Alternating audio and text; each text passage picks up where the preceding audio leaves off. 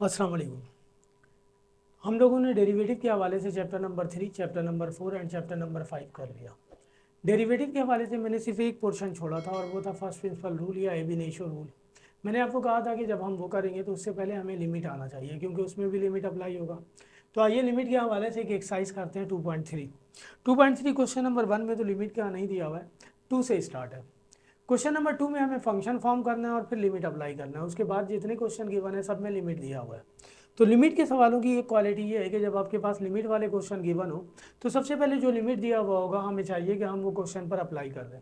अगर क्वेश्चन पर अप्लाई करने के बाद रिजल्ट इस फॉर्म में आता है 0/0, 0 की power 0, infinite over infinite, infinite की पावर इनफाइनाइट, या सिर्फ इनफाइनाइट आ जाए, इनफाइनाइट प्लस इनफाइनाइट, या इनफाइनाइट माइनस इनफाइनाइट आ जाए। अगर इनमें से कोई एक फॉर्म डायरेक्ट, पहले तो हमें डायरेक्ट ही अप्लाई करना होगा वरना बाद क्वेश्चन को हम सॉल्व करते रहेंगे, पता चलेगा कि हम डायरेक्ट अप्लाई करते तो सॉल्व हो जाता।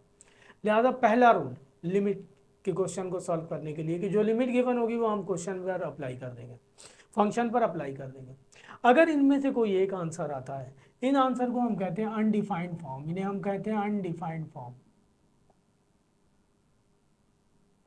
अगर इनमें से कोई एक आंसर आ जाए तो देन उसे हमें सॉल्व करना पड़ेगा। और यहाँ पे हमारे पास 3 डिफरेंट टाइप के फंक्शन है, 4 बल्कि 4 फंक्शन है।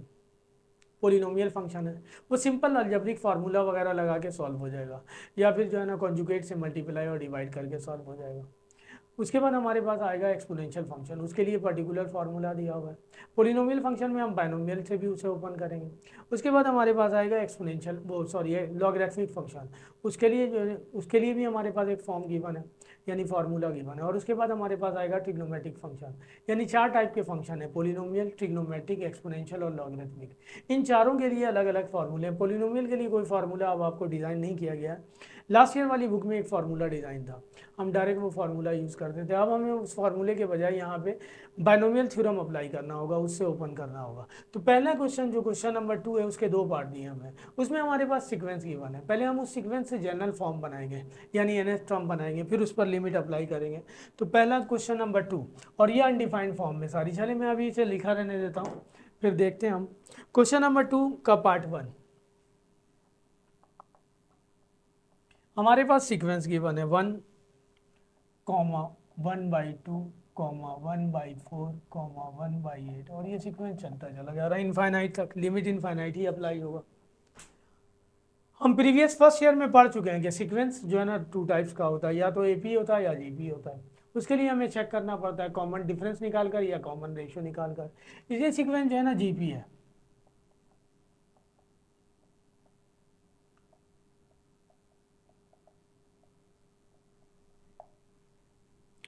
तो जीपी निकालने के लिए हमारे पास फार्मूला है ना, जीपी का अनेक टर्म निकालने के लिए फार्मूला है, उसके लिए हमें ए चाहिए, फर्स्ट टर्म को ए कहते हैं। और कॉमन डिफरेंस चाहिए, कॉमन डिफरेंस हम इस तरह निकालेंगे, आर की वैल्यू आ गई 1/2। जीपी का अनेक टर्म निकालने का फार्मूला है ए r⁻n−1, ए 1 है, आर की वैल्यू आ गई 1/2 n-1, तो ये आ जाएगा 1/2 की पावर n-1। इसे हम और इस तरह लिख दें, 1 पर कुछ भी पावर हो उसका मतलब 1 आता है, ये जनरल टर्म आ गया।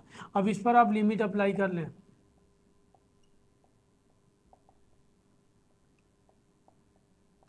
यहाँ लिमिट अप्लाई होने के बाद ये डायरेक्ट सॉल्व हो जाएगा, इनफाइनाइट। लिमिट अप्लाई करें, अप्लाइंग लिमिट में लिख रहा हूँ,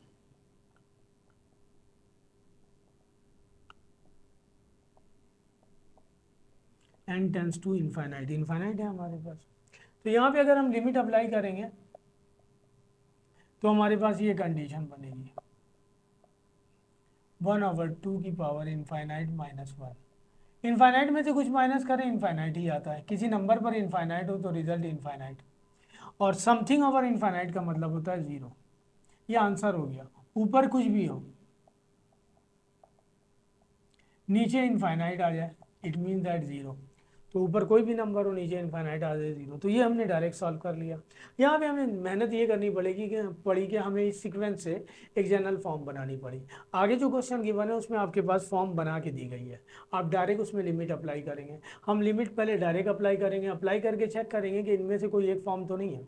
अगर इनमें से कोई एक फॉर्म हमें मिलती है तो फिर उसके बाद हम उसे सॉल्व करना पड़ेगा, हमें रिक्वायरमेंट के मुताबिक हम सॉल्व करेंगे। आइए इसका पार्ट नंबर 2 देखते हैं, वो भी सीक्वेंस फॉर्म में दिया हुआ है हमारे पास क्वेश्चन। क्वेश्चन नंबर 1 का पार्ट 2 क्लियर हुआ ना, ये सब सही है ना कि हमें ये काम करना है। दरअसल मैथ्स कोई भी एक्सरसाइज आप स्टार्ट करें तो उसके मुतालिक आपको बेसिक मालूमात होनी चाहिए कि इस एक्सरसाइज में है क्या और करना क्या है और कैसे करना है, सही है ना। उसके बाद काम आसान हो जाता है। आप लोग जो है ना क्वेश्चन उठाते हैं और उसे सॉल्व करते हैं, देखते हैं। अब मैंने आपको बताया कि लिमिट का जो भी क्वेश्चन होगा उस पर सबसे पहले लिमिट अप्लाई करना है। यहाँ तो फंक्शन हमें डिज़ाइन करना था, डिज़ाइन कर लिया हमने। फिर उसके बाद लिमिट का क्वेश्चन बन गया, ये लिमिट ले लिया हमने, लिमिट हमने अप्लाई कर दिया, लिमिट अप्लाई करके डायरेक्ट सॉल्व हो गया। अगर ये लिमिट अप्लाई करने के बाद इनमें से कोई एक फॉर्म हमें हासिल होती तो देन हमें उसे सॉल्व करना पड़ता, अदरवाइज वो डायरेक्ट सॉल्व हो जाएगा। आइए जी पार्ट नंबर 2 करते हैं इसका।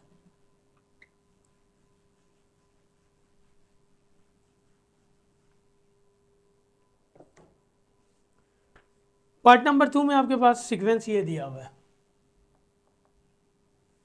1 इंटू 2 डिवाइडेड बाई, ये सारे प्रोडक्ट हो रहे हैं 3 into 4 comma 3 into 4 divided by 5 into 6 comma 5 into 6 divided by 7 into 8 comma, और ये डॉट डॉट डॉट इनफाइनाइट तक जा रहा। सबसे पहले हम इस जनरल टर्म फॉर्म करेंगे। जनरल टर्म फॉर्म करने के लिए ये सीक्वेंस जो है ना हम इस तरह फॉर्म कर लेते हैं कि इस सीक्वेंस में हमारे पास 4 सीरीज है, सीक्वेंस है हमारे पास, एक 1 3 5 ऊपर वाला, दूसरा हमारे पास 2 4 6 है। सबको सेपरेट करके हम जनरल टर्म निकालें तो कंसीडर कर लें अलग अलग सीक्वेंस को। पहली सीक्वेंस 1 3 5 और डॉट डॉट डॉट, दूसरी सीक्वेंस 2 4 6,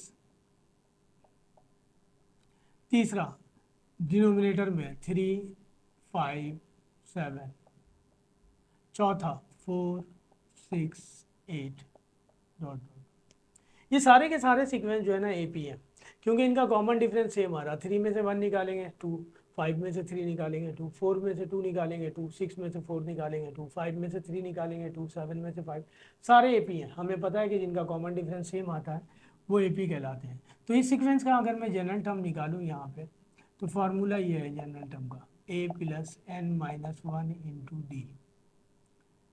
इस सीक्वेंस के लिए मुझे स्पेस चाहिए, मैं डायरेक्ट जो है ना इस फॉर्म में कर दूँ। ये तो अनडिफाइंड फॉर्म थी जो मैंने लिख दिया था आपके लिए। ए की वैल्यू गिवन है 1, एन है 1, डी की वैल्यू आ जाएगी 2, 3 में से 1 निकालेंगे 2, तो ये हो जाएगा 1 प्लस 2n, 2n से भी मल्टीप्लाई होगा 2 1 से भी मल्टीप्लाई होगा।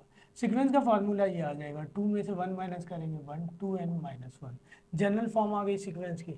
इस दूसरे सीक्वेंस की जनरल फॉर्म निकालें, वही फार्मूला, क्योंकि ये भी ए पी है।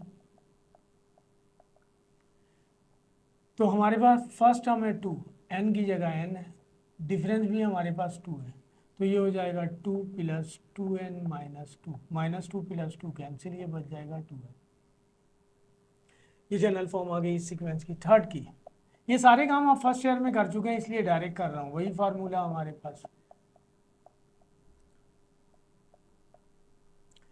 ए की जगह गिवन है 3 प्लस n माइनस 1, डी यहाँ भी 2 आएगा हमारे पास, तो ये हो जाएगा 3 प्लस 2n माइनस 2, तो ये बच जाएगा 2n और 3 में से 2 निकाल देंगे 1। ये जनरल टर्म आ गई इस सीक्वेंस की। इस सीक्वेंस का जनरल टर्म निकालें, वही फार्मूला, क्योंकि सारे जो है ना एपी हैं हमारे पास।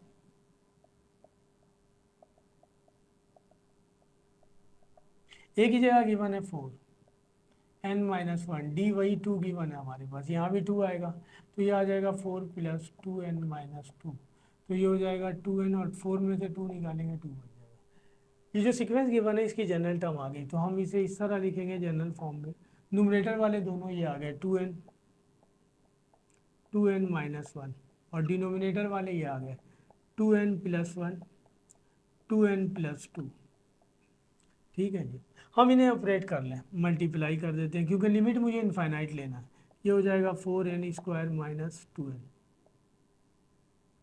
ये हो जाएगा 4n², ये आ जाएगा 4n, और ये आ जाएगा 2n प्लस 2, ये हो जाएगा 4n² माइनस 2n, ये डिवीजन में आ गया 4n² plus 6n plus 2। Limit ले लें, इनफाइनाइट है,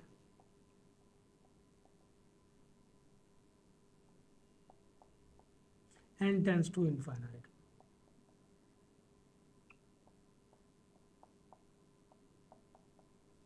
अब अगर मैं यहाँ लिमिट अप्लाई करता हूँ n की जगह इनफाइनाइट, इनफाइनाइट का स्क्वायर कर लें, क्यूब कर लें, पावर 4 कर लें, इनफाइनाइट ही रहता है। इनफाइनाइट में से कुछ माइनस कर दें तब भी इनफाइनाइट रहता है, यानी ये भी इनफाइनाइट होगा। ऐसा नहीं होगा कि इनफाइनाइट माइनस इनफाइनाइट 0 ले लें, ऊपर बचकर आएगा इनफाइनाइट। डिनोमिनेटर में भी ये भी इनफाइनाइट, ये भी इनफाइनाइट, प्लस इनफाइनाइट करेंगे, इनफाइनाइट आ जाएगा। तो इनफाइनाइट ओवर इनफाइनाइट आ गए, अनडिफाइंड फॉर्म आ गया। जब आपके पास लिमिट इनफाइनाइट के अलावा नंबर न्यूमेरिक फॉर्म में गिवन हो 1 2 3 4 5 0, तो हम उसे सॉल्व करने की कोशिश करते हैं। और अगर लिमिट आपके पास इनफाइनाइट गिवन है तो हमें कोशिश करनी है कि डिवीजन में इनफाइनाइट आ जाए, ऊपर कोई भी नंबर आ जाए, डिवीजन में इनफाइनाइट आ जाए, इक्वल टू 0 हो जाता है, इक्वल टू। तो डिवीजन में इनफाइनाइट लाने के लिए अगर यहाँ न्यूमरेटर और डिनोमिनेटर में जो हाईएस्ट पावर है जिस वेरिएबल पर, उससे हम डिवाइड कर दें न्यूमरेटर को भी और डिनोमिनेटर को भी, सही है ना। जब भी आपके पास लिमिट इनफाइनाइट फॉर्म में गिवन होगी देन, अगर डिनोमिनेटर में भी फंक्शन है तब, और अगर डिनोमिनेटर में नहीं है तो हम डायरेक्ट पुट कर देंगे, हमारे पास आंसर आ जाएगा। देखिए हम इसे सॉल्व कर रहे हैं। ए इन या तो n² कॉमन ले लीजिए या डिवाइड कर दीजिए, यहाँ बचेगा 4, यहाँ बचेगा 2/n, यहाँ से भी n² कॉमन ले लें, यहाँ बचेगा 4, यहाँ बचेगा 6/n, यहाँ बच जाएगा 2/n²। n² से n² कैंसिल, ये लिमिट भी चल रहा था हमारे पास, यहाँ भी लिमिट है, n tends to infinite, n tends to infinite. ये बच गया हमारे पास 4 माइनस 2/n, और ये बच गया 4 प्लस 6/n प्लस 2/n²। अब अप्लाई कर दें, हमारी कंडीशंस वैलिड हो गई।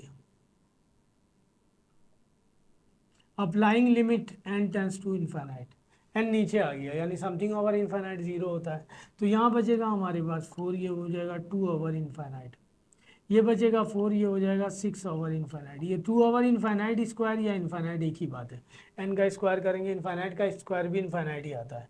अभी मैं आपको बताकर आया कि समथिंग ओवर इनफाइनाइट का मतलब होता है 0, ऊपर कुछ भी हो नीचे इनफाइनाइट आ जाए तो 0। ये बच गया 4/4, 4 से 4 कैंसिल, ये बच गया 1, ये आंसर आ गया आपके पास। तो ये क्वेश्चन 2 के 2 पार्ट थे हमारे पास, जिसमें सीक्वेंस गिवन थी, आपके पास जो है ना जनरल फॉर्म गिवन नहीं थी, उस सीक्वेंस से हमने जनरल फॉर्म बनाया और फिर लिमिट अप्लाई कर दिया। क्वेश्चन नंबर 3 में जितने पार्ट दिए हुए सब में जनरल टर्म गिवन है आपके पास, यानी एन टर्म गिवन है, आपने जस्ट लिमिट अप्लाई करना है, और लिमिट वही इनफाइनाइट गिवन है, सही है ना। मैंने कहा जब लिमिट आपके पास इनफाइनाइट गिवन फॉर्म में गिवन हो तो अगर फंक्शन इस पोलिनोमियल फॉर्म में आ जाए तो हम हाईएस्ट पावर से डिवाइड कर देते हैं, आफ्टर डिवीजन जो है ना हम लिमिट अप्लाई करेंगे, सॉल्व हो जाएगा। देखिए अब जनरल फॉर्म दी हुई है आपके पास। क्वेश्चन नंबर 3 पे आते हैं।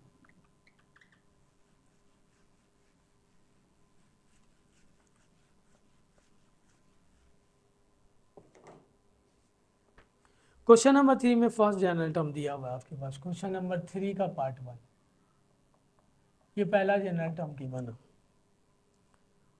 सही है ना। 1 + 5n divided by 7n, limit infinite ही लेनी है हमने।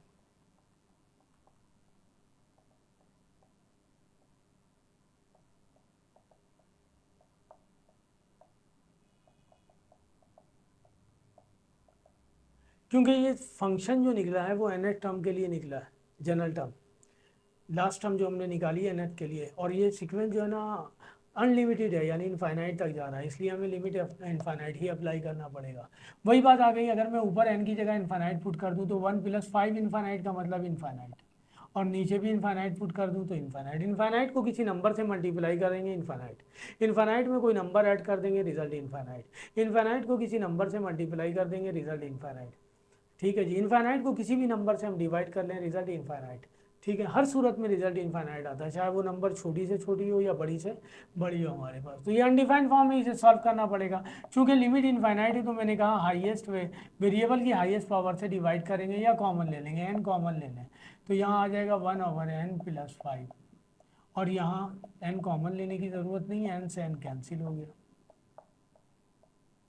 ये हो जाएगा 1/n+5 डिवाइडेड बाई 7। अब अप्लाई कर दें लिमिट।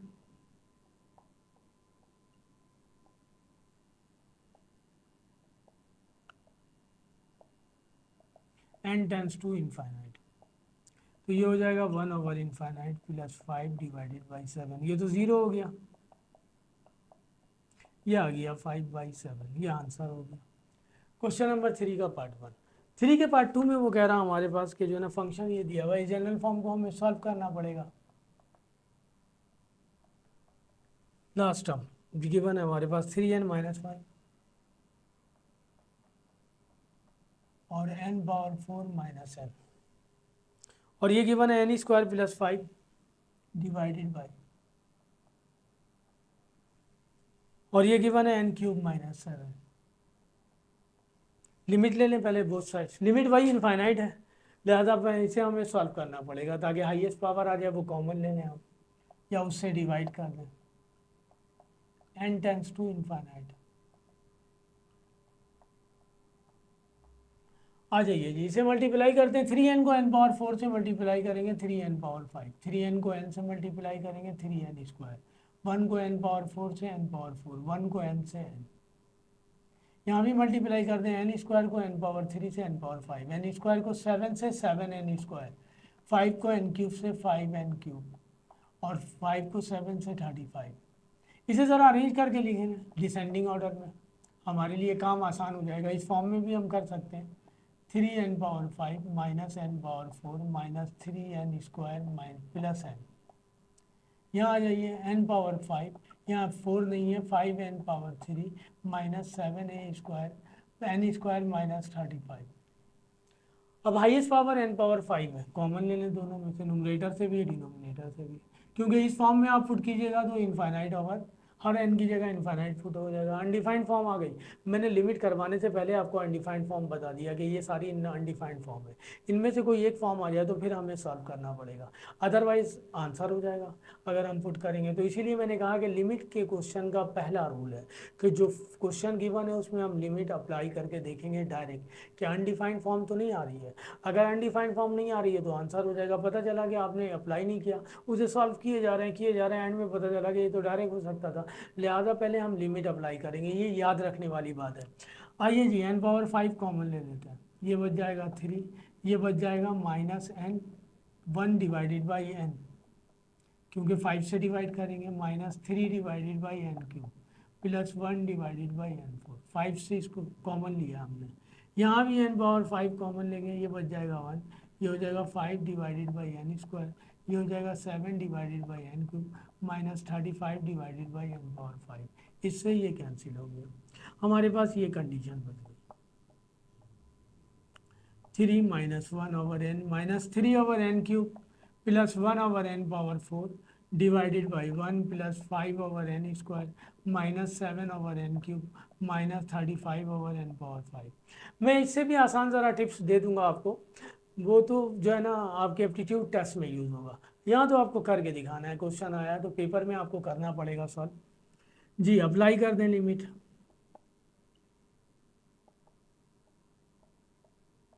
ये सारे क्वेश्चन डेल हॉस्पिटल रूल से भी होंगे, यहाँ आपको बताया नहीं जा रहा, हम वहाँ करेंगे।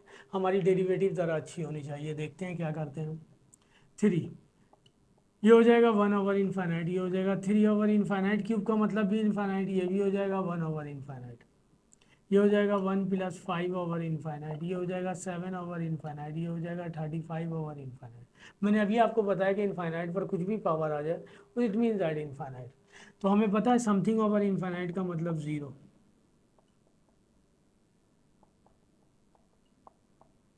तो 3 डिवाइडेड बाई 1, ये आ गया 3, ये आंसर हो गया। ठीक है जी, तो क्वेश्चन नंबर 3 में आपको फंक्शन डिजाइन करके दिया गया है, nth टर्म गिवन है, आपने सिर्फ उस पर लिमिट अप्लाई करना और सॉल्व करना। क्वेश्चन नंबर 2 में आपके पास nth टर्म गिवन नहीं था, आपके पास सीक्वेंस गिवन था, उससे आपने जनरल टर्म निकाला, फिर उसके बाद उस पर लिमिट अप्लाई किया। तो क्वेश्चन नंबर 2 में ज़रा काम करना पड़ा। प्रीवियस बुक में ये सारे क्वेश्चन आते रहे, क्वेश्चन नंबर 2 भी जो है ना, आप 10 ईयर्स में पुरानी वाली देखेंगे तो 1-2 दिया हुआ है उस टाइप का क्वेश्चन। जी,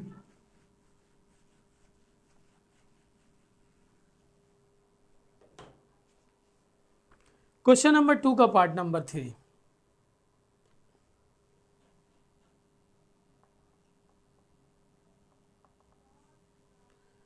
ये दिया हुआ general term N equal to n plus 1 factorial divided by n factorial minus n plus 1 factorial. ठीक है, वही लिमिट हमारे पास इनफाइनाइट है।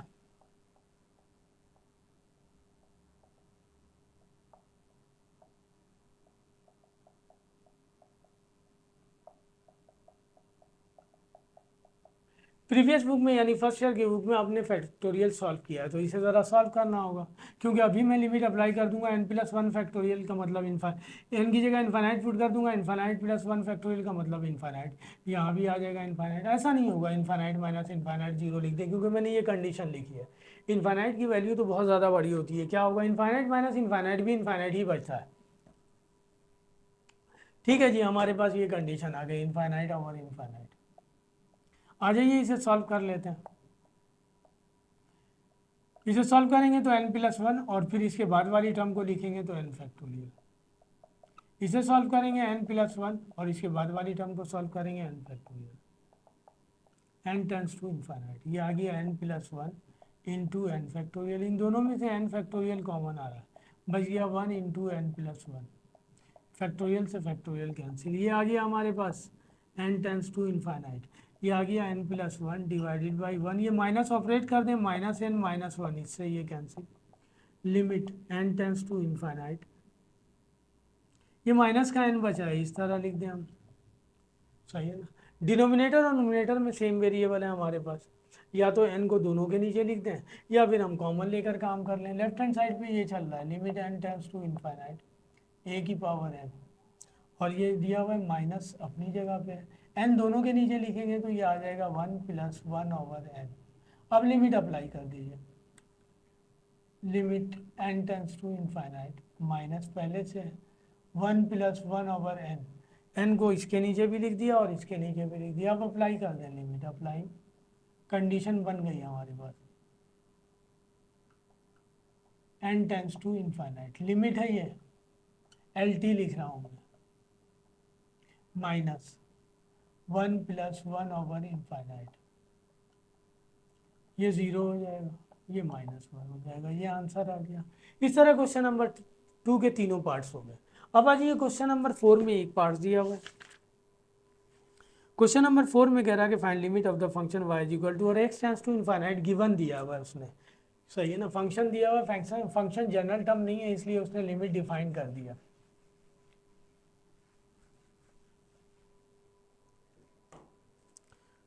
क्वेश्चन नंबर 4 गिवन है y is equal to f 5x plus divided by x plus 1। Question number 4, y is equal to 5x divided by x plus 1, और for x tends to infinite लिखा हुआ है, ले लें।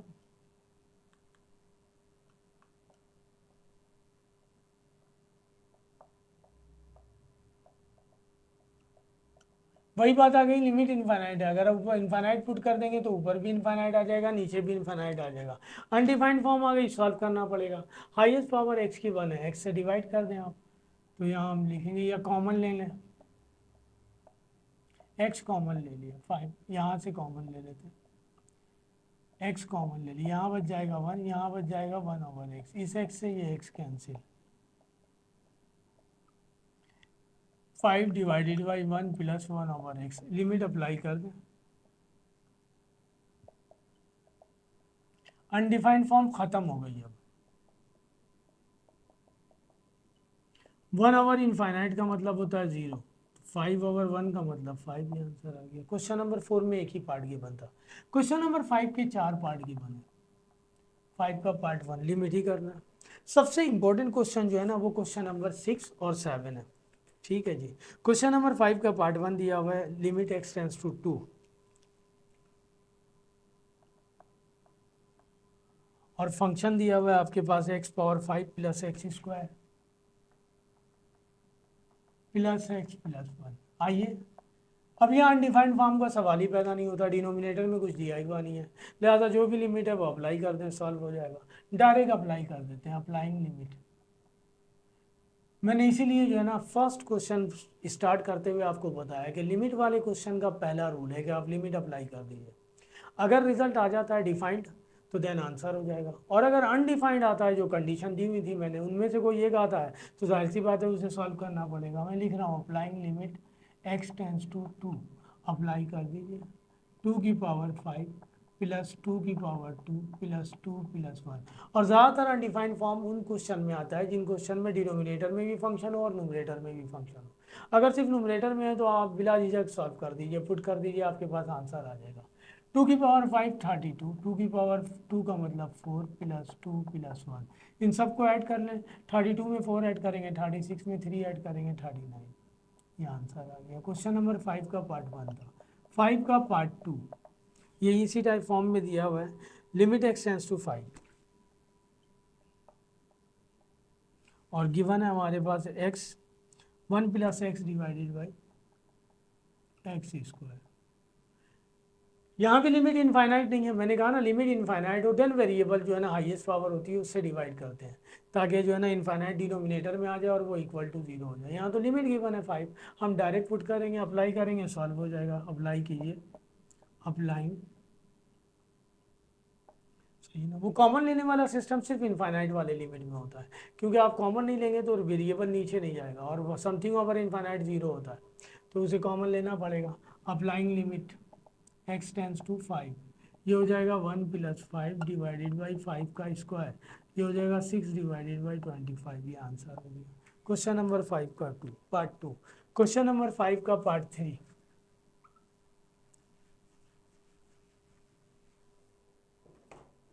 Question number 5 part 3 इसी form में दिया हुआ है, लिमिट दिया हुआ है x टेंड्स टू 1।